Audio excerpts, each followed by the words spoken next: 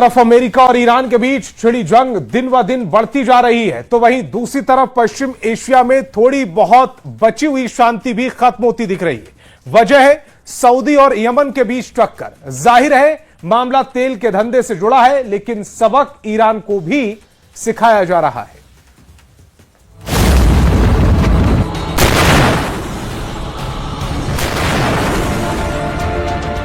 होर्मुज से 3000 किलोमीटर महायुद्ध का एक और मोर्चा। सऊदी अरब यमन विद्रोहियों के बीच युद्ध की आहट।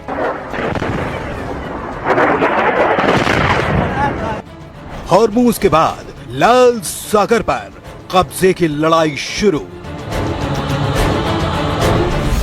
मिडिल ईस्ट की शांति को आखिर किसका ग्रहण लगा है? होर्मुज पहले से जल रहा था, अब खतरा लाल सागर में मौजूद बाब अल मंदेब में है।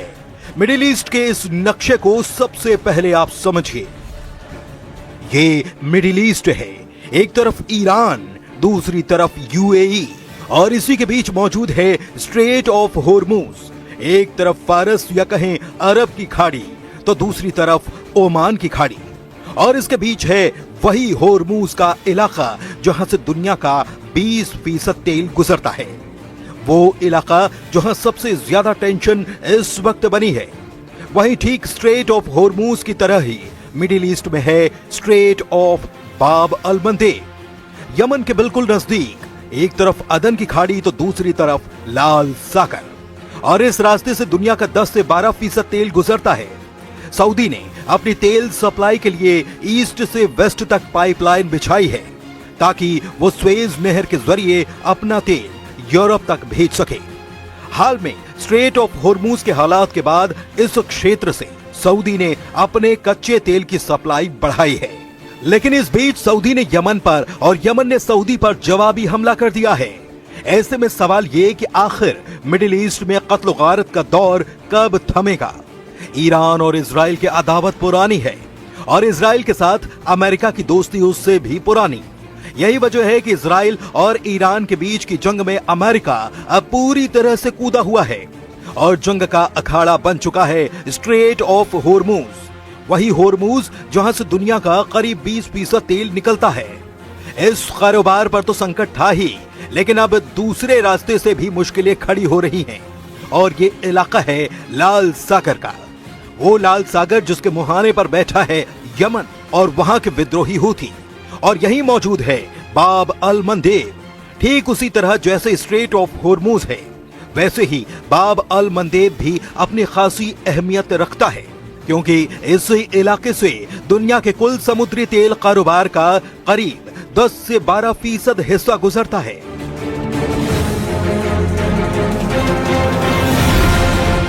इसी से समझा जा सकता है कि यह इलाका समुद्री व्यापार के लिए कितना अहम है।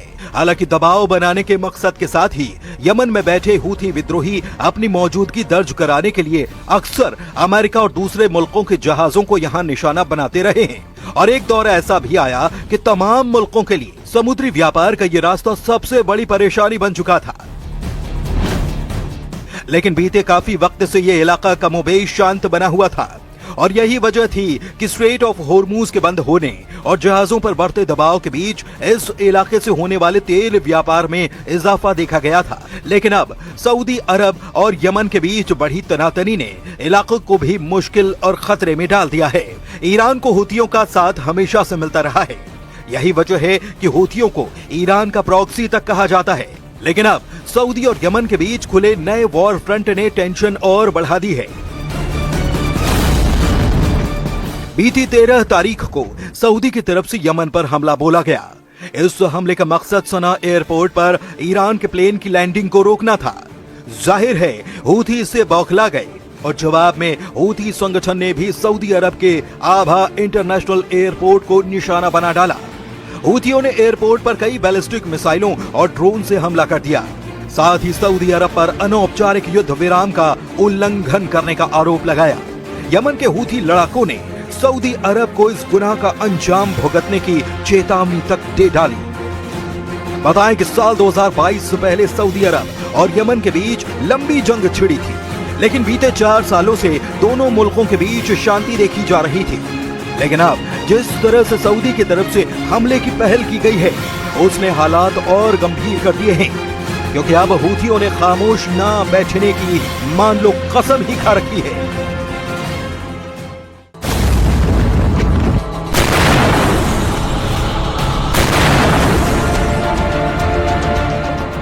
अब नहीं रुकेंगे हूथी,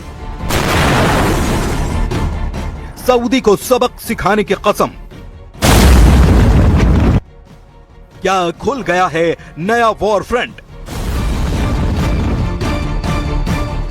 यह सवाल इसलिए भी मौजूद है क्योंकि स्ट्रेट ऑफ होर्मुज बंद कर ईरान ने अमेरिका ही नहीं पूरी दुनिया को अपनी अहमियत दिखाने की कोशिश की। होर्मुज का रास्ता बंद होने के बाद सवाल तेल के कारोबार को लेकर उठा और तभी लाल सागर के रास्ते यूरोप तक तेल पहुंचाने के लिए काम तेज कर दिया गया। हालांकि सऊदी ने पहले ही स्वेज नहर के जरिए अपना तेल सप्लाई करने के वास्ते पाइपलाइन बिछा रखी है और अपनी इसी ईस्ट वेस्ट पाइपलाइन के जरिए सऊदी अरब यानबू पोर्ट से रोजाना करीब 3.8 मिलियन बैरल कच्चा तेल लोड करता है। जाहिर है ईरान को यह पसंद नहीं आ रहा होगा, लेकिन ईरान की पसंद नापसंद से पहले ही सऊदी ने ईरान के प्लान की लैंडिंग को रोकने के लिए जिस तरह से सोना एयरपोर्ट पर हमला किया, वो एक बड़ी कहानी की तरफ इशारा करता है। सवाल ये कि एक प्लेन को ना उतरने देने के पीछे सऊदी ने 4 सालों की अघोषित युद्ध विराम को दांव पर क्यों लगा दिया, वो भी तब जब उसे अच्छे से मालूम है कि हूथी इससे किस कदर भड़क सकते हैं। तो सवाल है कि क्या ये जंग अब सऊदी और यमन की बन चुकी है या फिर इसके पीछे खेल ईरान और तेल का है, क्योंकि सऊदी हो या फिर मिडिल ईस्ट के दूसरे मुल्क, तेल उनकी आर्थिक नींव है और जब नींव पर हमला होगा तो बौखलाहट लाजमी है। हालांकि युद्ध के नए संकट को लेकर संयुक्त राष्ट्र सुरक्षा परिषद भी चिंता में है। यूएन सिक्योरिटी काउंसिल ने इस हमले के बाद आपातकालीन बैठक की और गहरी चिंता जताते हुए सभी पक्षों से संयम बरतने की अपील की है।